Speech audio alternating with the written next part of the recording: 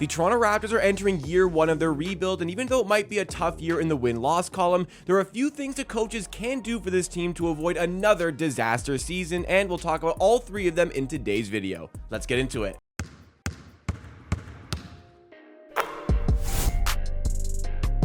And if you don't like me using the rebuild word, it's not coming from myself. I mean, it would come from myself. I do believe this team should be in a rebuild phase. In fact, I think they maybe should have started that rebuild phase a year ago, but they've made it clear that this is year one of their rebuild. They've made it clear through head coach Darko Rajakovic, who has explicitly said this is essentially the first year of that reset, the first year of really retooling this team. Now, they're not using the T word as of yet, but it is a rebuild year, and there are certain things you're going to have to focus on in order to make this a successful season compared to last season, which was pretty disastrous at the end of the day. The Raptors entered the season not in a rebuild mode with tons of good talent on the team. Siakam, Anunoby, Barnes, Pirtle, Schroeder, Gary Trent.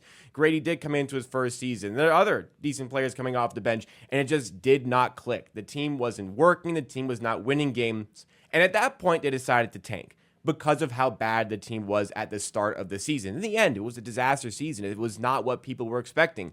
We were certainly expecting the Raptors to challenge for a playoff position, not challenge to retain their own draft picks through the NBA draft lottery, where in the end, they weren't even able to do that. So, to avoid another failure of a season, here are three things that the coaches need to bring to this team so that even if the Raptors are losing plenty of games and it is tough in the win-loss column, this season can still be considered a success. Starting with the first thing being the defensive strategy. This is probably where the team was most let down last season. There were some certain spells and certain spurts where the offense looked good as Darko Rajakovic tried to instill a new offensive scheme for the team. Maybe as the season wore on, maybe as those trades started to happen where we got players that were maybe more in tune with what Darko Rajakovic was looking for the Raptors offense, things started to improve there. But where things started poorly and just stayed bad all throughout the season, maybe even got progressively worse, was on the defensive end of the floor. And I'm not just talking about the games where Jakob Poeltl was out injured, because there's very much a valid excuse for there being problems there. But right from the start of the season, the Raptors were terrible on defense, and it just didn't make sense. Like I said, you had guys like Anunoby, one of the best defenders in the NBA, maybe the best on-ball defender in the NBA. Scotty Barnes is a good defender. Siakam is definitely an above-average defender. Schroeder, at worst, is at least an average defender. Jakob Poeltl is an excellent rim-protecting big. Like, these five guys were in your starting five. How could that team not be a good defense? Like, they should have just stumbled into being a top 10 defense in the NBA. At the minimum, a top 15 defense, but they weren't that. Like, the Raptors just were not good defensively with those lineups or with the lineups that changed when it was injected with Emmanuel Quickley, with RJ Barrett, and others that came halfway through the season. The defense just never found its footing. Darko Rajakovic tried to instill something completely different to the team. Gone from the switch-heavy schemes that Nick Nurse was deploying, the Raptors had to stay with their man. They didn't fight through screens well enough, particularly off ball. On ball, there were issues losing the man on a screen who got a decent drive to the rim, as the defender, the center, had to play in drop coverage, who got burned perhaps a little bit too easily out on the perimeter, leaving wide open opportunities at the rim as the Raptors missed out on their help defense. There was missed rotations, there were breakdowns, so many things wrong with the team that you can attribute to a lack of defensive strategy, in my opinion, and a lot of circumstances throughout the season. There was morale issues, there was chemistry issues that leaded to a lot of those breakdowns, but also just the game planning in a lot of games was completely wrong by the coaches. Like, I remember rather fondly a game against the Phoenix Suns where the Raptors consistently doubled off of the best three-point shooter in the NBA last season, Grayson Allen, leaving him wide open for three after three after three. Took them like almost half the game to figure out, hey, maybe we should keep a guy on this guy. And that was the same week that they were doubling off Deuce McBride on the New York Knicks, who in the first quarter hit three after three after three. So for this season, as much as there was a lot of change last season with the coaches, with the personnel, now we're going into a season with a lot more of a structure and understanding of what this team is and what it should be going into the season. The defensive strategy needs to improve. Now, whether that's Darko Rajakovic resolving this, or whether that's delegating to somebody like Pat Delaney on the coaching staff or somebody else, there needs to be a much better structure in place for what's going to make this team successful defensively. Look, I'm not asking for the world here, but we can't be a complete and utter mess throughout the entire season, because if we're like that, we're just not going to be able to get the best out of the team on the offensive end of the court. Like, we need to play with pace. We need to cause some disruptions, some deflections, some turnovers. The defense is going to start a lot of what the Raptors want to do offensively, and it provides a good base for morale, for chemistry, etc. So, absolutely need to figure out a much better and more suitable defensive structure for this team.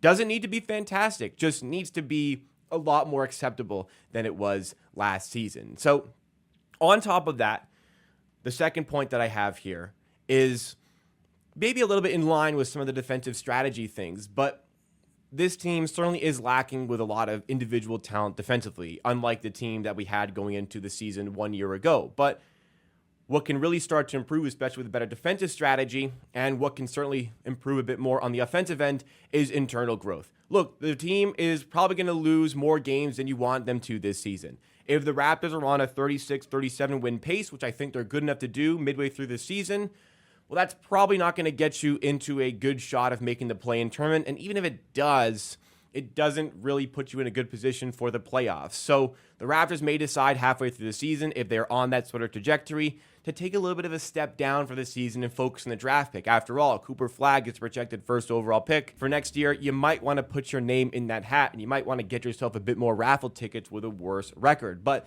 that's completely fine as long as you are improving internally. The Raptors, payroll-wise, we're pretty close to the cap right now. The Raptors have an expensive roster here, and it's become even more constricted next year. Immanuel Quickley's big contract just kicked in, and in a year's time, Scottie Barnes' rookie max extension kicks in. I'm not upset by these contracts at all, but it's going to be difficult to really fund the talent to put around these guys.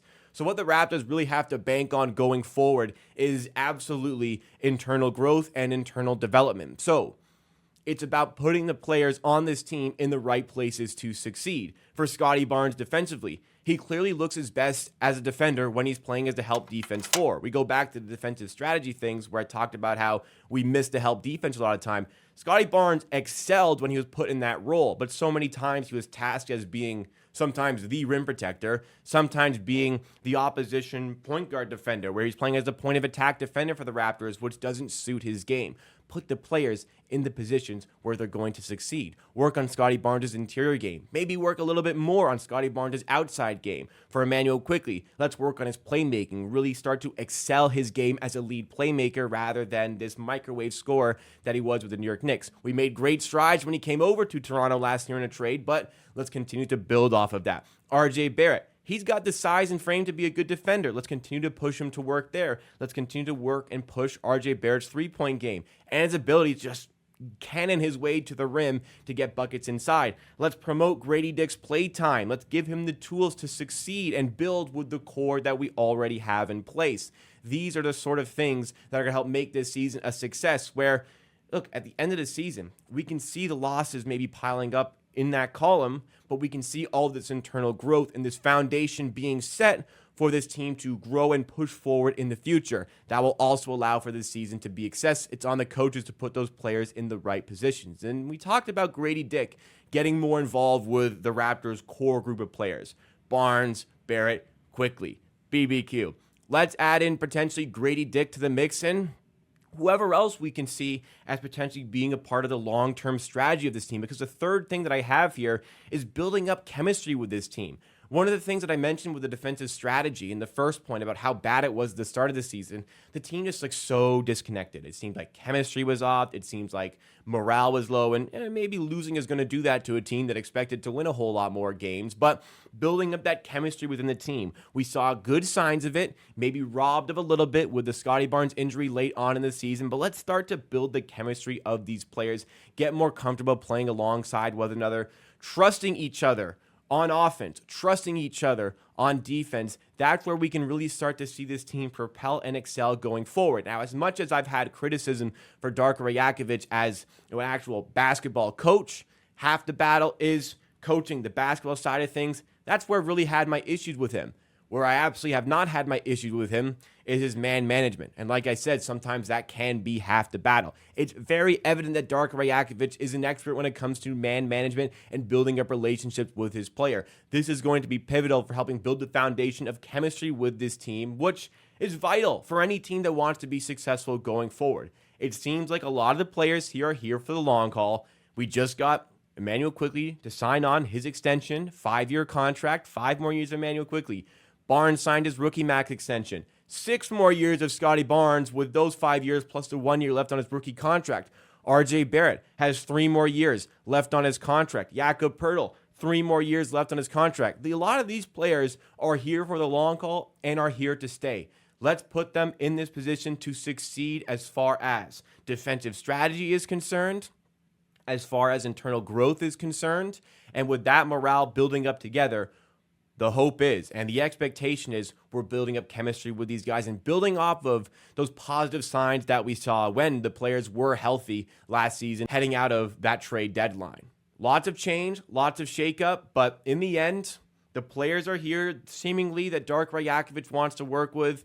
We're no longer in a season of tons of change that we had last year with a new head coach, constant revolving door of players. That's not really the case this season. The excuses, largely out of the window. It's time for this Raptors team to put up, and even though it doesn't come in the win-loss column, if we see these 3 things happen for the team, we can consider it success. If we don't see them, well, we might be headed towards another season of despair, but I have the belief in this team that they can succeed and can do these things. And maybe if everything's clicking, maybe they start to surprise and get themselves within the mix of the playoffs. We shall see. So what do you think of the 3 things that I've listed out here? Do you have any more that you want to add? Let me know in the comments down below, because that's it for today's video. Drop a like if you did enjoy. Make sure you subscribe to the channel for more Raptors content, and I will see you again next time for another video.